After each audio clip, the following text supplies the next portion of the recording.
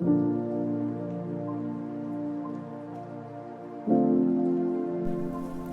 श्री राम। केसरी योग में आपका स्वागत है। आज हम आपको भ्रामरी प्राणायाम के बारे में बताने जा रहे हैं। यह प्राणायाम बहुत ही आसान प्राणायाम है।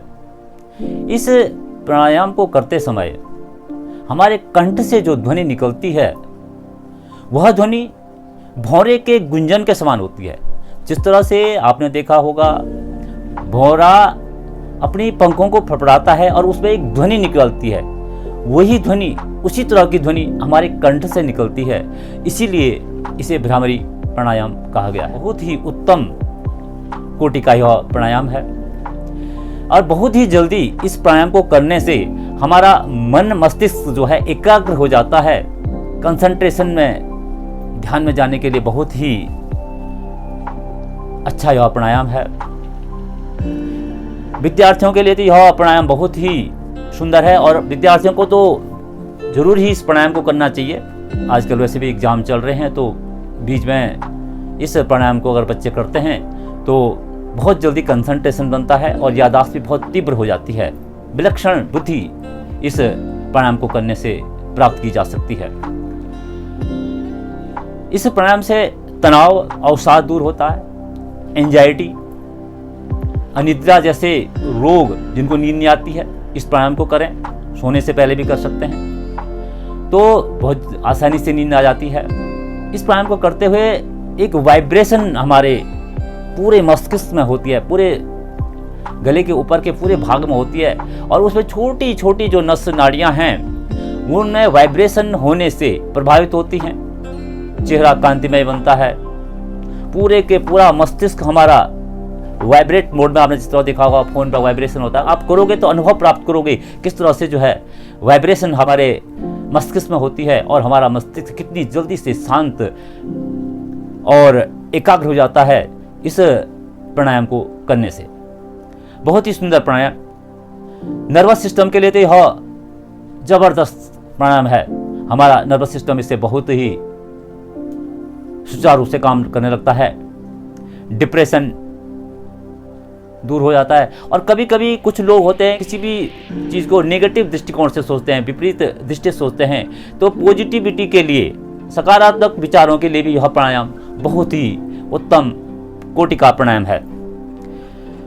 इसके अलावा यह प्राणायाम गले में के लिए, आँखों के लिए भी यह और कानों के लिए यह प्राणायाम बहुत ही सुंदर प्राणायाम है।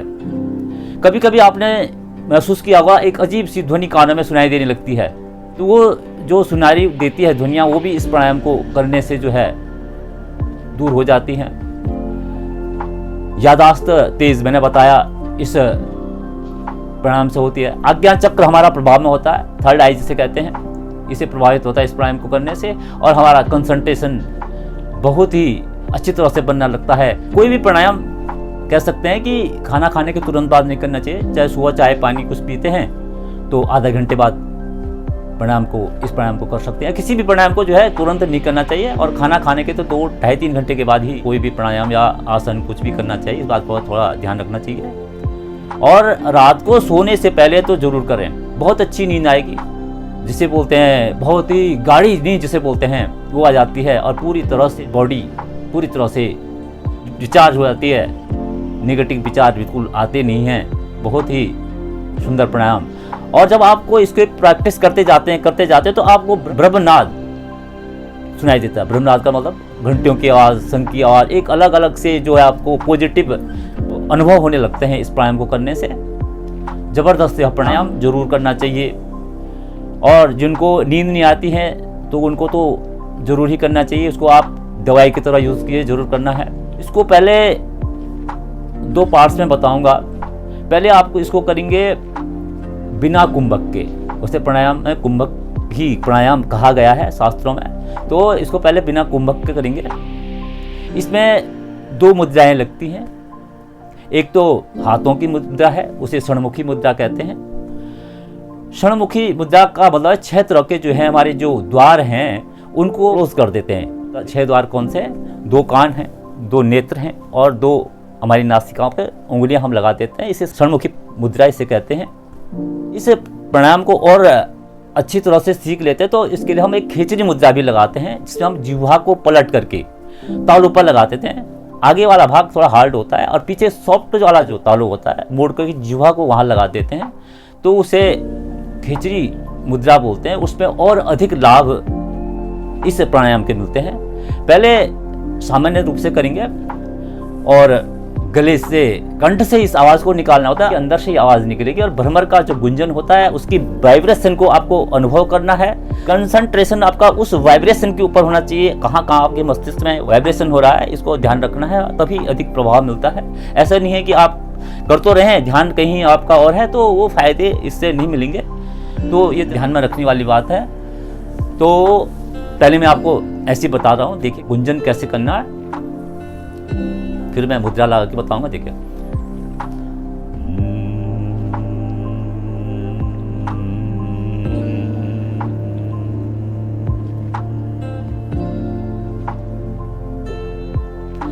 ये ऐसे, और जब आप कान बंद कर करेंगे तो और अच्छी आवाज आपकी इससे आएगी।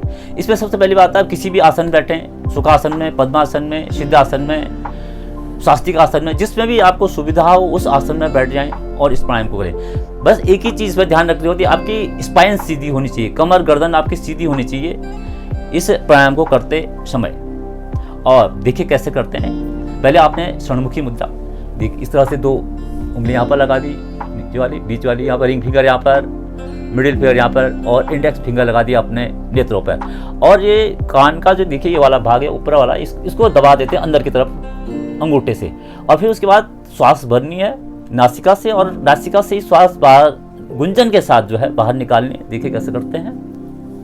ये पोज बनाए हमने, तो ये है और इस तरह से लगा दिया। नेत्रों को बहुत तेज नहीं दबाना, हल्के से हाथ रखनी है, ज़्यादा दबाना नहीं है। और इस तरह से ये उभरा हुआ जो भाग है उससे जो है कान भी बंद कर दें और श्वास भरें और मधुर गुंजन करते हैं। और ये देखना कोहनी बिल्कुल सामने सीधी रहेगी, छाती बाहर की ओर निकली हुई है और पूरा श्वास छाती में भरना है, अधिक से अधिक श्वास भरना है और धीरे धीरे गुंजन के साथ श्वास को बाहर निकालना है। देखिए कैसे करते हैं।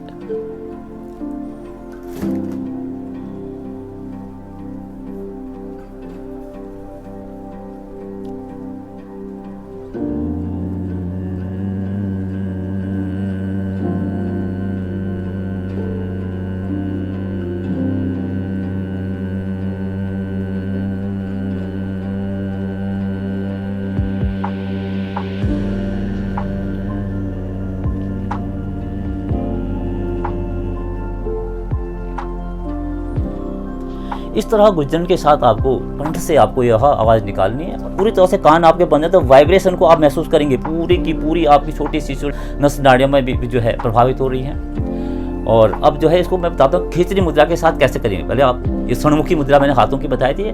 खिचड़ी मुद्रा में क्या करें, जिह्वा को मोड़ करके तालू पर लगाते हैं, ये वाला भाग इसको मोड़ करके अधिक से अधिक अंदर की तरफ ले जाते हैं और जहाँ पर अपना सॉफ्ट वाला भाग तालू पर लगा होता है वहाँ पर लगाते हैं। और इसका बहुत ज़्यादा प्रभाव, वैसे नॉर्मल भी जो करते हैं 80% प्रभाव तो उसे मिलता है, लेकिन इस तरह से करते हैं तो 100% जैसे प्राणायाम का लाभ हमें प्राप्त होता है।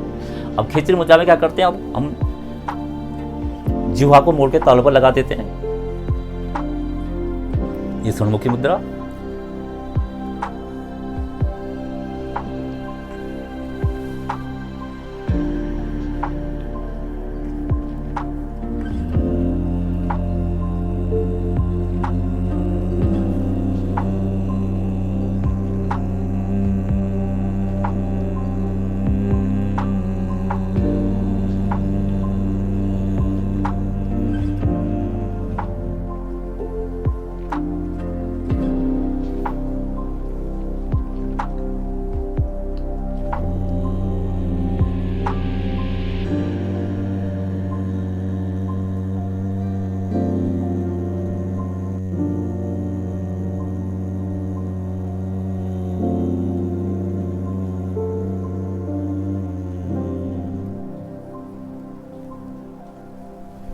नीचे वापस आएंगे, थोड़ी देर नेत्र बंद रखें,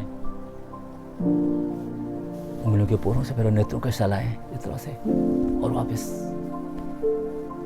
बैठ जाएं शांत। और प्राणायाम के प्रभाव को महसूस करें, कहाँ कहाँ आपके क्या क्या प्रभाव आपको पड़ा है, उस पर थोड़ा 2 मिनट जरूर सोचें। इस प्राणायाम को करने से और भी कुछ लाभ बता रहा हूँ। जैसे किसी को चक्कर आते हैं तो इस प्राणायाम को करने से वो चक्कर आने दूर हो जाएंगे। मिर्गी की किसी को बीमारी है, वो भी इस प्राणायाम को करने से उसमें भी काफ़ी सुधार होता है।